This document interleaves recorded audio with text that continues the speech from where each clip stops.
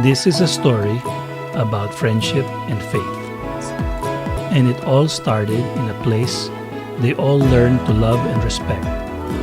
Arellano High School in the year 1955. It was a time when Escolta was still the central business district. Pinball was the craze.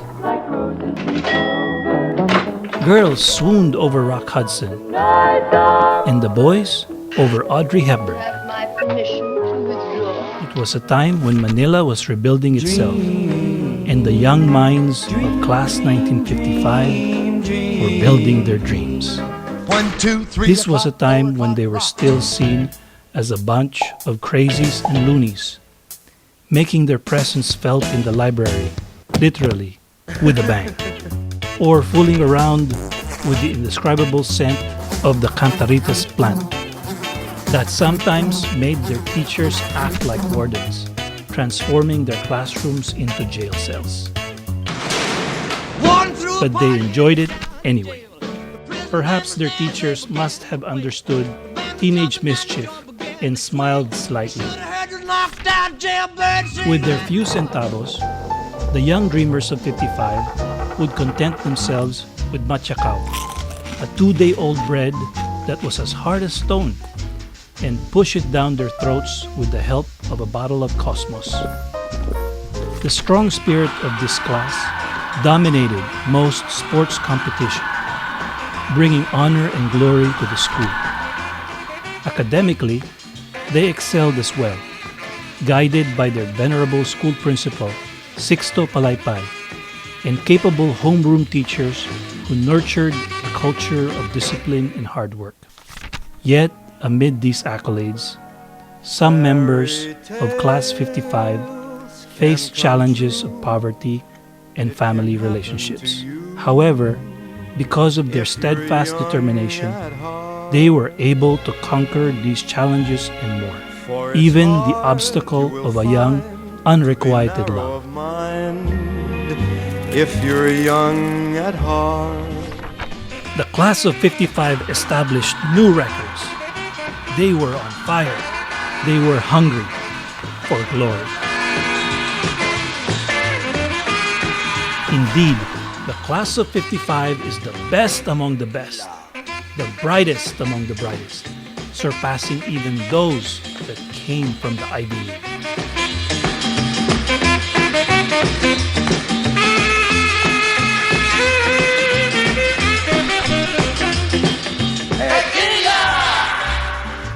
Today we will celebrate our Arellano Class 55 Diamond Anniversary Reunion sa 1,500 na graduate itong year 1955. Marami roon at marami sa ating mga kaklase na mga nakapagtapos at namuno sa kanilang mga degrees.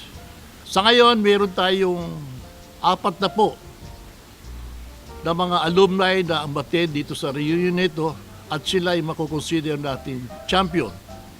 Tayong mga membro ng Arellano Class of 1955. Mula noon at ngayon, tayo ay champion na larangan ng buhay. We all assume that a successful person had or has to have the right connections, the right amount of money in his pocket. Walt Disney, for example, was bankrupt when he tried to sell his first cartoon. Albert Einstein was kicked out of school because he was a slow learner. And Alexander Graham Bell was not discouraged when someone said, walang future yan telepono. Okay? But what about members of Class 1955? We hurdled almost impossible difficulties, roadblocks. We saw ourselves through the most difficult times imaginable, situations which were present during the 1950s. Towards the end of his book, Dr. Ibanez, the book is Memories to Remember, which, by the way, is available tonight.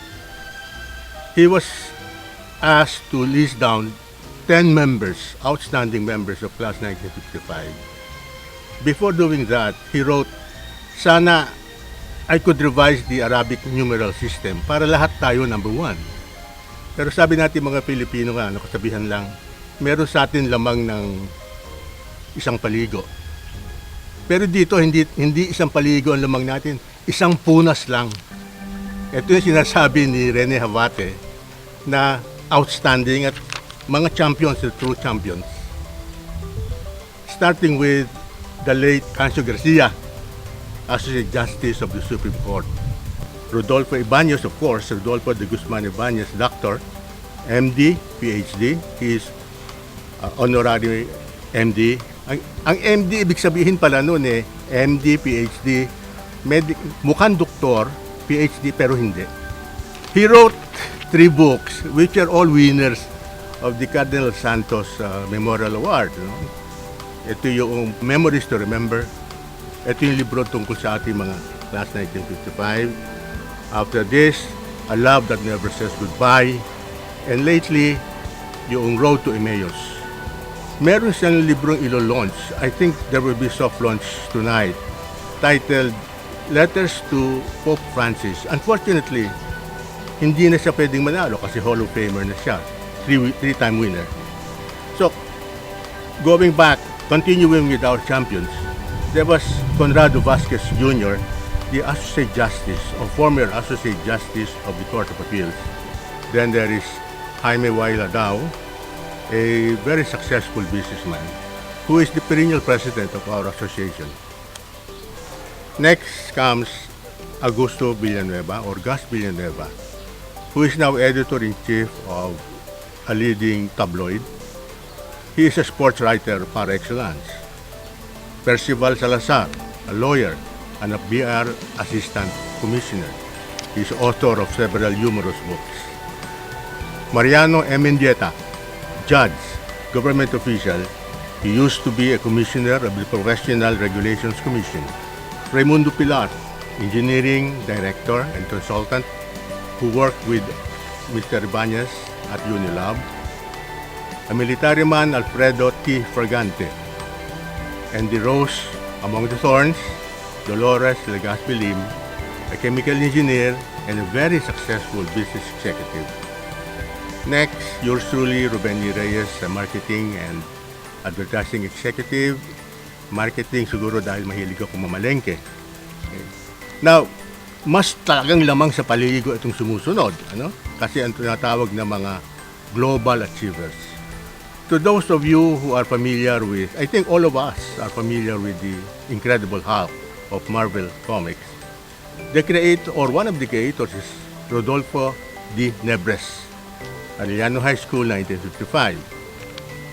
Jaime Roman Resurrection, a painter, who was awarded the distinction of the most outstanding foreigner in Italy. Arturo Viola, a public servant, not in the Philippines, but in Canada.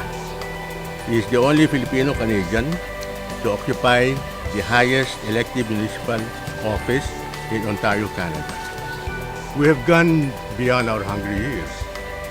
The 50 centavos that we had in our pockets at that time, 5 centavos went to a bag of machacao, strengths that enable us to hurdle, to be what we are today, and to say that indeed we are very proud to be a member of the class 1955, truly among the best Arellano High School graduates.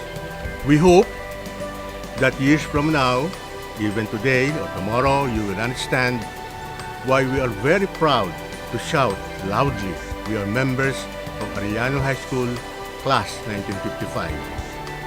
When I was growing up, I remember my dad telling a story about his high school years at Arellano. He would often say it was the best time of his younger life.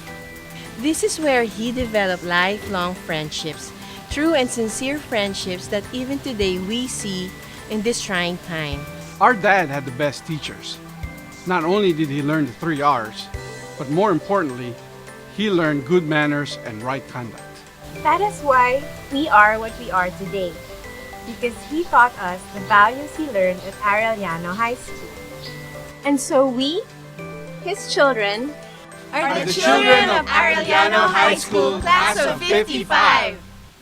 Arellano High School Class of 55. The crazies, the dreamers, the legendary class that gave renewed hope to their alma mater with their passion for excellence.